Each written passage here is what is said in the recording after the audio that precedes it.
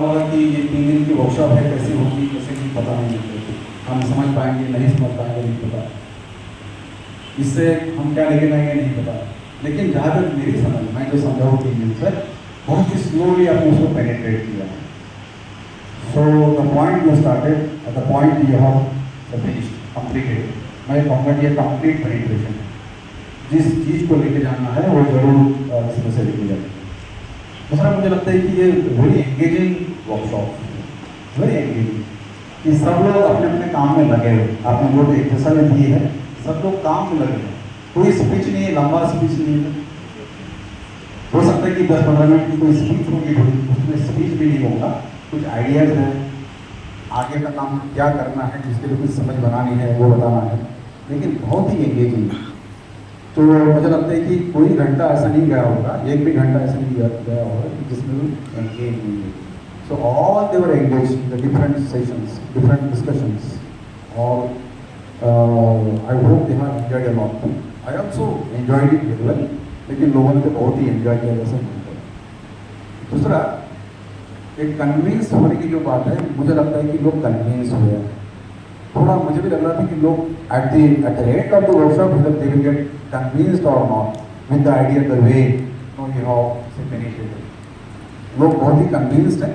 Convinced मैं इसलिए कहता हूँ कि जब लोग जाएंगे अपनी गांव और जो आगे की जो वर्कशॉप जो होने वाला है क्लस्टर वाइज, तो उसके लिए हर क्लस्टर से जो लोग आएंगे आखिरी they have to go back their village, their home, and then they have to convince the people that yes, this type of workshop is going to happen there, you have to go. And why you have to go? Why you only the person are say eligible to go to that workshop? तो मुझे लगता है कि जो message जो देना है वो message they will be able to pass on the message to the community members who they want to be here. तो ये मुझे लगता है कि ये बहुत अच्छी चीज़ है। दूसरा मुझे लगता है कि एक जो डर होता है कि हम लोग कैसे बिजनेस कर सकते हैं, थोड़ा एक नैनो एंटरप्राइजेस हम लोग कर सकते हैं, तो वो जो डर जो है वो डर लगता है कि मुझे थोड़ा दिमाग से निकालने का एक बहुत बड़ा काम आपने यहाँ पे किया है। एक तो डर और दूसरा मिसकंसेप्शन जो होते हैं ना, ये नैनो एंटरप्राइजेस को लेकर, हाँ ये ऐसा हो सकता है, ये ऐसा हो सकता है, पैसे की ज़्यादा पैसे की जरूरत होती है। तो किसी बहन ने भी कहा कि इसके लिए ज़्यादा पैसे की जरूरत नहीं है, छोटे पैसे से भी हम लोग शुरुआत कर सकते हैं। तो ये जो विचार जो है मुझे लगता है कि ये बहुत अच्छे से आपने इसको बेनिफिट किया है, समझा है। दूसरा ये है कि जो एक्सपेंडिचर जो होते हैं वो हम एक्सपेंडिचर कैसे निकालना होता है। जैसे कि आपने ये जो टेबल जो है, ये टेबल अपने आप में बहुत कुछ कहता है कि अलग अलग प्रकार के एक्सपेंसेस है, एक्सपेंडिचर्स है, वो कैसे होते हैं, कैसे उसको निकालना है, और फिर आपका टोटल एक्सपेंडिचर कितना होगा, टोटल आय कितनी होगी, और उसमें से फिर प्रॉफिट क्या होगा। तो ये जो पूरा टेबल जो है इसमें से दो तीन कॉलम जो है ये लोगों ने मतलब यहाँ आके भरे। तो अपने आप में इट्स अ बिग थिंग कि लोग यहाँ आ रहे हैं, समझ के कुछ भर रहे हैं, मतलब कुछ समझने के पहले भर रहे हैं, ऐसा नहीं भरने के लिए नहीं भरते, समझने के बाद है। तो calculation they have done, they have come here और कुछ लिखा है, ये अपने आप में बहुत बड़ी बात है।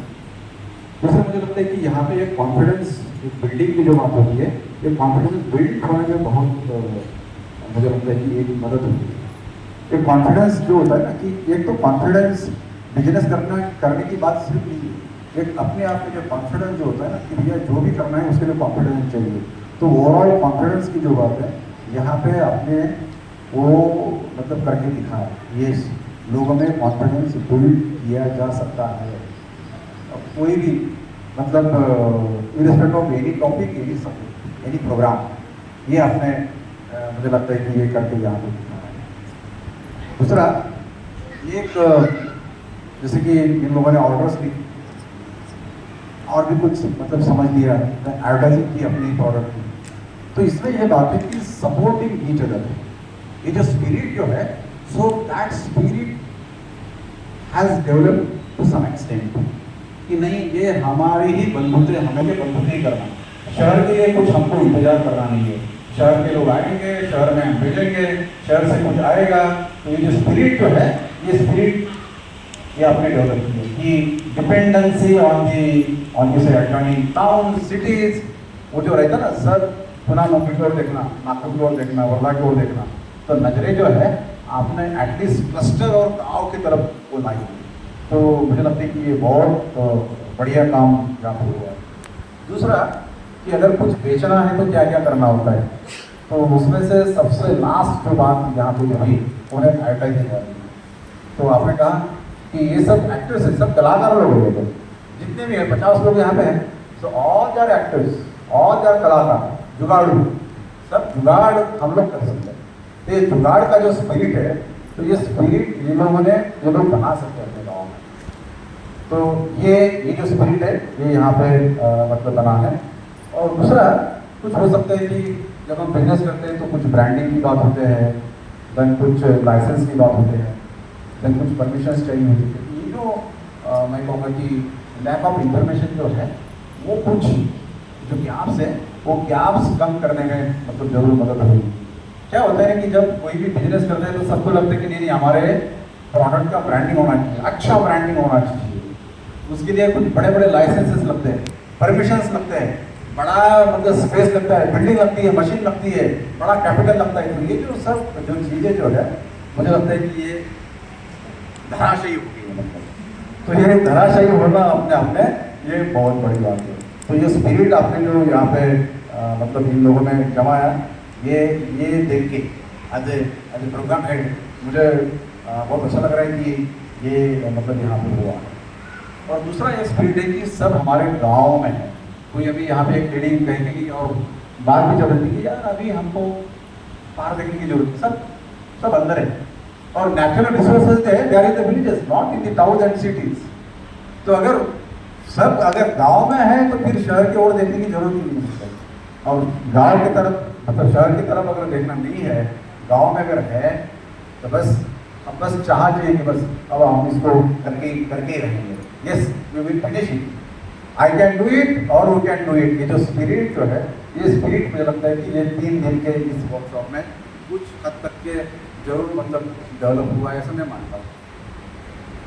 अब जो भी इन लोगों ने जिस प्रकार से मैसेजिंग अपने गाँव में की है, तो to what extent they are able to spread the message what you have learn in this workshop, तो उसमें आपको जरूर देखिए।